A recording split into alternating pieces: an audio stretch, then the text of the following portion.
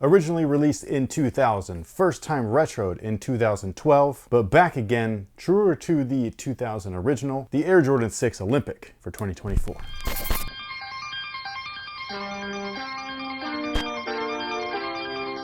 Hey, what's going on, guys? My name's Chris. Welcome back to the official WearTesters.com YouTube channel. Today we got a detailed look and breakdown on these bad boys right here. This is the Air Jordan 6 Retro Olympic, and like most of these current releases, they do have their own special box, even though it's just a regular Air Jordan 6 box, but the graphic is different. Giant Jumpman, we've got fireworks like all behind it and everything. The paper inside does feature the same graphic that's on the box, and while the box is cool and everything, the shoes are pretty fucking awesome. Yeah, baby. Yeah. So the Air Jordan 6 is most known for being a 1991 model, and it's the shoe that MJ wore while winning his very first NBA championship. However, this particular colorway debuted way back in the year 2000, and at the time, the Air Jordan 6 had just retroed for the first time in the black infrared, aka the shoe that MJ wore while getting his first championship. But when they released these and the recently re-retroed white and midnight navy, those two colorways were actually brand new to the Air Jordan 6 model, and it was awesome. And for the brand new colorways, they did label them as Retro Plus, so they were not an original colorway, and therefore they did not have original branding. That is where the Jumpman Air and all of that stuff on the rear of these shoes first originated, all the way back in 1999.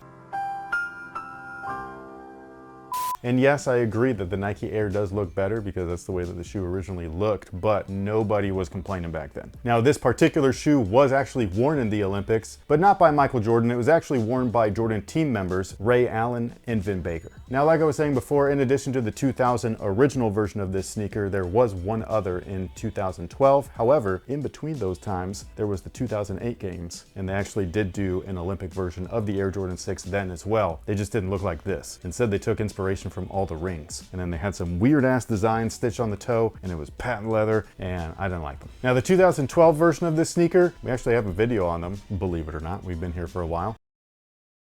But while they were well received because it was the first time that we had gotten this colorway back, there was a little bit of backlash from fans. And no, not because of the non-Nike Air on the rear. It was actually because they swapped the midsole colors right here where you see the chunk of white and then that little strip of blue. It was actually flipped on that version. Why? I don't know. Like, whoever's idea that was, like, come on, dude. Like, that was dumb. The funny thing though is that nobody was complaining about the shape, and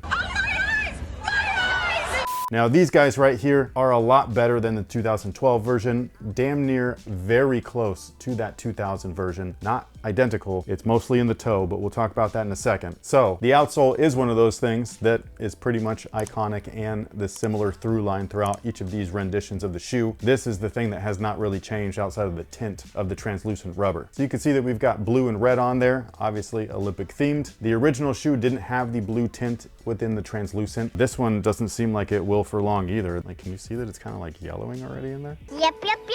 Now, moving up from there, we've got a polyurethane midsole. In the forefoot is an encapsulated air sole unit. In the rear is a visible air sole unit. On top of that is actually a board last. And just in case you're wondering, like, what the f is a board last? It's that OG torsion support that was inside of basketball shoes like this before they started placing things like graphite, carbon fiber, P-backs, TPU, and everything else in the form of shank plates. The insole is Dreamcell. Not my favorite thing. I really wish that there was a real polyurethane insole in here. Dreamcell is polyurethane based, but it's also not that great. But the good thing is that you can take that out and swap it out for anything else that you'd like. So if you wanted to swap in an orthotic or any other type of insole, go for it. Now, the materials are something that I just think that they've done a great job at with this particular retro. They look very close to what I remember seeing on shelves way back in 2000. That was right in my high school, like the end of my high school days. So like I was just about to graduate, and I remember seeing these and just being like wowed by them. But anyways, these guys right here are textured, almost tumbled. They are thicker cuts, so they feel a little stiff at first. Just break them in. Like, this is one of those shoes, I keep saying, I don't know why people think that like stiff leather is bad. It's not. Like, when you get the highest of quality of leathers, 9 out of 10 times they're stiff, bro. Like, you gotta break that shit in. And that goes with anything that's like high quality materials, you know what I mean? Like, the thicker the cut, the stiffer it's gonna be. I don't know what happened between the year 2000 and 2024. I think it's the switch to textiles, but people just don't want to break in their shoes nowadays. They're like, no, it's trash. And it's just like, dude, it's not trash. Textile is trash, literally. It's recycled. This is actually quality. Now the one gripe that I will have with these are the toe areas. The shape of it is just a little, I mean, it's not super boxy, but it's not like these. Look at that toe. It's gorgeous. So this one, in compared to that one, not as good. They're nowhere near as bad as that 2012 version though, so I'll take this all day compared to those. Now, one of the features that they actually put back on these guys that was missing in the 2012 version of the shoe is gonna be a small one, so some people are gonna be like, dude, who cares? But if you were around in 2000, you remember this very well. The majority of Retro Plus colorways did not come with flat laces, or standard laces, if you will. It actually came with these laces, the oval style, and I can happily say that these now have the proper lace back on the shoe. It was one of those weird things where when I would see not only just the midsole swapping of the color, but the change up of the lace, even though a minor thing, really altered the look of the shoe. No, don't like that. And so seeing them like this, they feel much better, like visually, they look right. Now, in addition to all of that, we still have the Jumpman on the lace cover, and yes, there's a snap there so you can tuck your laces behind. And in case you didn't know that was there, now you know. There's a red lace lock, the pull tab on the tongue, pull tab / spoiler on the rear. And again, what is now scoffed at, but should be considered iconic, is the Jumpman logo with the air branding right there on the heel. Because again, this was well received in 2000. Now, in terms of sizing, you can do one of two things. You can go true to size. Most people should do that, especially if you're a wide footer. However, if you're a narrow footer or you prefer a super snug fit, you might want to consider going down half a size. They do always kind of fit a little bit long. The shoe doesn't have a ton of padding in it, even though the tongue is like an inner sleeve. It's a very thin, almost like a Lycra sleeve, like a spandex type material. So it's not as puffy or as fat as, say, something like the Air Jordan 7 or 8's tongue, where those were a neoprene style. So yeah, most people go true to size. However, if you want a super snug one-to-one fit, go down half a size, and then everybody else should be good to go. And with that being said, what do we happen to have for today's question of the day? No spoilers, but who is your favorite character from the boys? I don't know if I even want to answer this because everybody made fun of me that one year. They said that I look like the Deep. I printed that out. Somebody actually doctored up a photo and I have it hanging in our kitchen. Yeah, in our Discord community. Somebody took that and they ran with it and they photoshopped my face on that body. Join the Discord. It helps us out. Who is my favorite character? I do really like Huey. He's my favorite too, only because he's like, he's if us. You're in this situation, this is probably how you would act. Correct. That's the thing. Like his character in the story arc is like us as non-soups. I think that's purposeful. I think that we just would, as the audience, gravitate towards a character like that. But there are characters that I do really like. Black Noir. I really loved just the way he looked. And you said no spoilers? Yeah, no spoilers.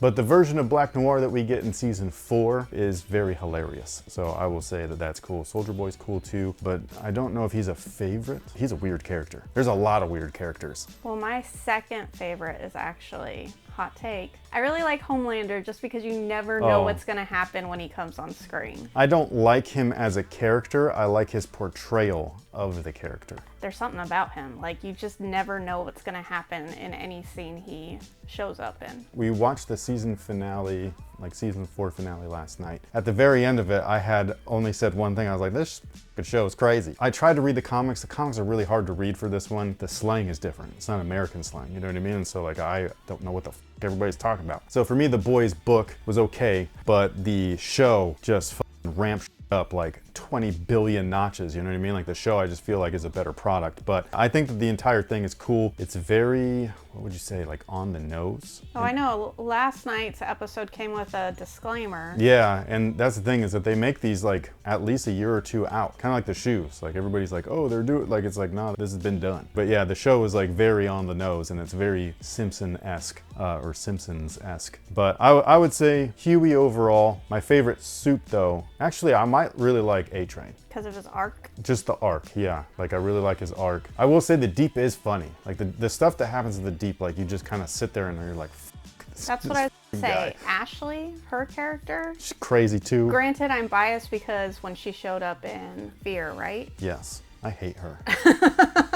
Gosh. So I was so excited to see her. Not as a person. No, I know. I was so excited to see her in something else, and so I just love seeing how wild she Yeah, like is. that actress is so good at me being like, this bitch.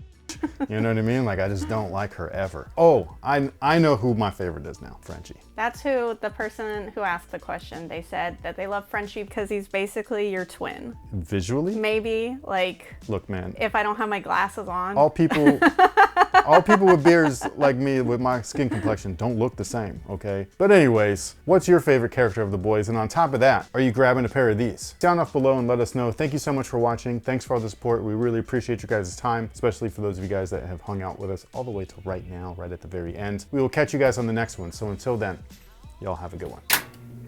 I don't want to say that Homelander is my favorite suit, though. That makes me to be a horrible person. No, because look, I to just say like that, seeing him enter the to scene. be entertained by the antics is different than being like, I relate to this person and agree with him. Like, that's different. Yeah. Like, some people's favorite characters in comics and movies are the villains because, like, they're so entertaining. Like, in The Dark Knight, the Joker, the bad guy, was everybody's favorite part. You know what I mean? And it's because it was so good. Like, not literally, like, not like the actions of the character. It's just the portrayal of the character. It's so entertaining. Yeah. That you are like, dude, I f with that. Like, I don't know if anybody could top that.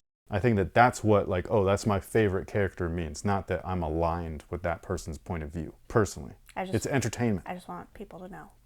That you're not completely evil and psychotic. And, like, drinking milk and shit. Like, the guy, it's so good, dude. You gotta watch the show, man.